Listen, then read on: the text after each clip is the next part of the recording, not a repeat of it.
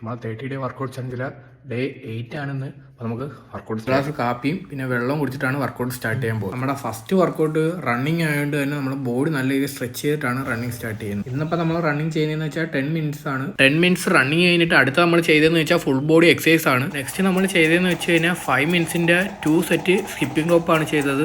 അപ്പോൾ നമ്മൾ അടുത്ത വർക്കൗട്ട് എന്ന് വെച്ച് കഴിഞ്ഞാൽ 20 മിനിറ്റ്സ് ഷാഡോ ബോക്സിംഗ് ആണ്.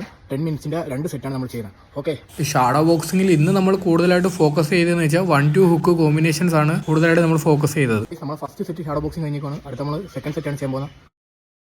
അപ്പോൾ നമ്മൾ 20 മിനിറ്റ്സ് ഷാഡോ ബോക്സിംഗ് കഴിഞ്ഞിരിക്കുകയാണ്. അപ്പോൾ അടുത്ത നമ്മൾ ചെയ്യാൻ പോകുന്നത് വെച്ചാൽ വെയിറ്റ് ട്രെയിനിങ് ആണ്. ചെസ്റ്റിന് വേണ്ടിയിട്ടുള്ള വെയിറ്റ് ട്രെയിനിങ് ആണ് ഇന്ന് ചെയ്യുന്നത്. അപ്പോൾ നമ്മുടെ ഫസ്റ്റ് വർക്കൗട്ട് എന്ന് വെച്ച് കഴിഞ്ഞാൽ ചെസ്റ്റ് പ്രസ് ആണ്. ഇവിടെ ബുള്ളറ്റിന്റെ മണ്ടയിലിരുന്നാണ് നമ്മൾ ഇന്ന് ഡംബൽ പ്രസ് ചെയ്തത്.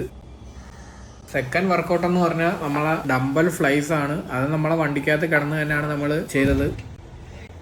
അങ്ങനെ വർക്കൗട്ട് എല്ലാം കഴിഞ്ഞ് ലാസ്റ്റ് നമ്മളെ ബോഡി നല്ല രീതിയിൽ സ്ട്രെച്ച് ചെയ്ത് ലൂസ് ചെയ്ത് ഗൈസ്. അപ്പോൾ നമ്മൾ 30 ഡേ വർക്കൗട്ട് ചലഞ്ചിൽ ഡേ 8 അങ്ങനെ കംപ്ലീറ്റ് ആയിക്കാണ്. അപ്പം എല്ലാവരും ഓണമൊക്കെ ആയിട്ട് അടിച്ചു പൊളിക്കുകയാണ്. അപ്പം ഗൈസ് സപ്പോർട്ട് ചെയ്യുക, ഫോളോ ചെയ്യുക. ഓക്കെ.